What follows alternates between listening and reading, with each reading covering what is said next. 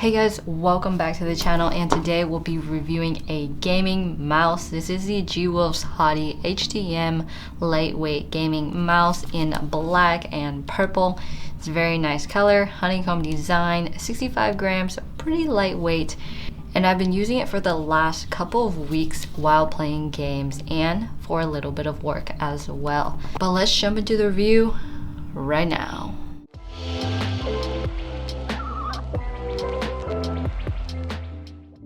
Alright, so initial first impressions for me was, wow, this is a pretty lightweight mouse. I initially thought it was a little bit too wide in width, but after using it for a couple of days, I was like, this feels pretty good. And before, I was using the Cooler Master MM711 primarily for all my gaming needs. This looks really similar, and it also feels really similar as well.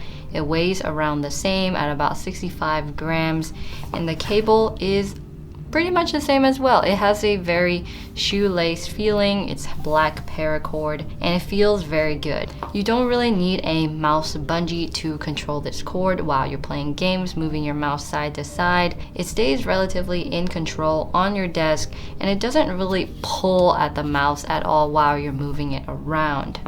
But anyways, let's jump into what's in the box. So the box is actually really impressive, and it looks really nice. You got the nice packaging here with all of the logos and labels, but once you open it up, you get pretty much a collector's box.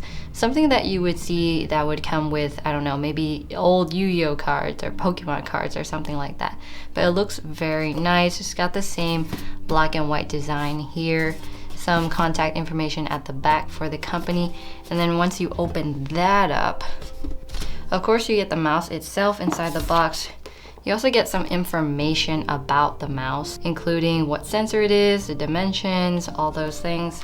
It also comes with 2 additional switches. I believe they're TTC switches for the left and right click if you want to mess with that. I have no idea how to open a mouse, probably will not be doing that. And then I found this much later on after using my mouse for quite some time. Inside this envelope, you get a bunch more of these other accessories. Initially, when I was using the mouse, I was wondering, oh, like, what's the DPI? What's the sensor? There's no information at the back here. And if you open the envelope, you'll see that it has that information inside on a sticker.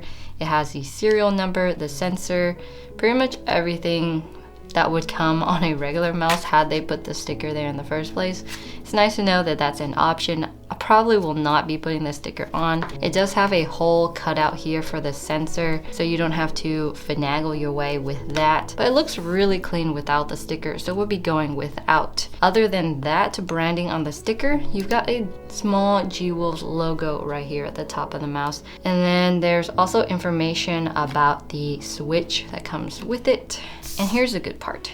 You get some rubberized grips for the left and right click. It's optional if you want to put it on or not. It feels fairly grippy, and it seems like it would be easy to put on, but this mouse doesn't have any RGB or light emitting from underneath, so it wouldn't look awkward. I put grips on my Cooler Master MM711 back in the day, and the RGB shining through just really messed with the stickers and the grips and everything. I wasn't a fan.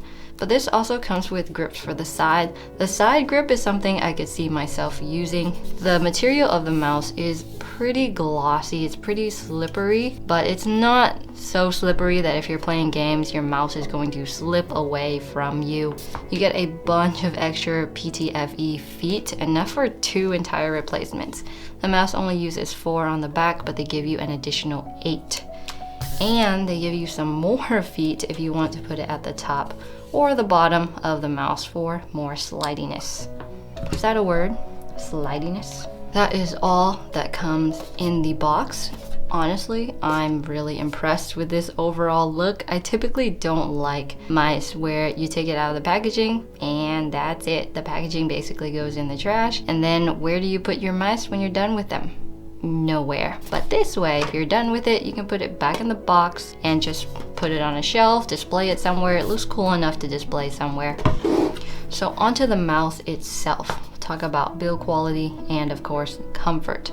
Personally for me, I tend to palm grip or fingertip my mouse. I have relatively small hands, so most of the time, a lot of mice force me into a palm grip position, and I don't really enjoy that position too much. With most mice, I'll try and create some space so the mouse isn't really touching my palm, and that's what happens with this one. My hand is fairly big enough that I can fingertip this without any problems. I don't really claw grip in the first place. I find it really uncomfortable and I just don't really use that. And that's primarily the grip that I've been using. I've been playing MOBAs and FPSs primarily, and that's pretty much it. Let's go into the overall look and stuff of the mouse. So it has a very similar body shape to the Logitech G Pro Wireless.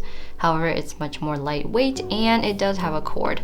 Some of the issues I have with the G Pro Wireless is that it's a little bit too heavy. This mouse has an ambidextrous shape. However, the side buttons are only on the left side, making it much more versatile and useful for someone who uses the mouse with their right hand. You can use a mouse with your left hand because it has a symmetrical shape. However, now you don't have any side buttons to use, and it's not like your pinky and ring finger are going to be pressing the buttons on the other side. You have your DPI button straight in the middle in a very good position where you're not going to be accidentally clicking it while you're frantically gaming. We'll do a quick sound test on all the sounds of the buttons and the scroll wheel that this mouse makes right now.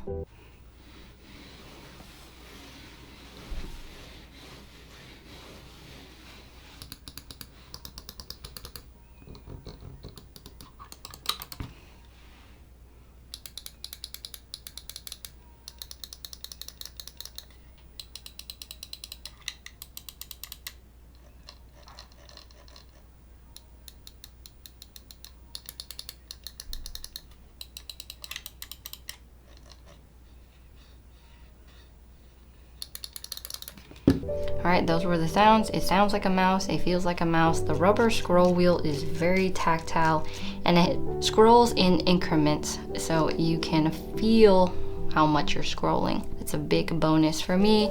You have your cable protector at the very top here so that you're not going to get huge kinks when you're moving your cord back and forth. And it also projects the cable forward so your cable isn't going to get in the way. As for the cable itself, I believe it's 1.8 meters long. It does come with this wire management thing, and it ends in a USB port. All very simple. The back side also has a lot of honeycomb as well, and it is a little bit flimsy here at the bottom, but it's not like you're going to be pressing and crushing your mouse. The plastic is relatively thin here just because there's a lot of space there to make it more lightweight. The shape is very hollow. There's not much going on inside the mouse, but that's part of what makes it so lightweight. As for the sensor, this is the PMW 3360. As for DPI, the lowest DPI of this mouse is 100 and the highest is 12,000 DPI. There is software and the website appears a little bit sketchy when you first land on it, but I've done my research and has concluded that it is a legitimate software. Although the website looks sketchy, the software actually appears quite nice. You can change things like the report rate. The lowest report rate is 125 Hz, the highest is 1000 Hz. It's fairly common of gaming mice in general. You can change the sensitivity and the DPI, and you can change what the buttons do as well.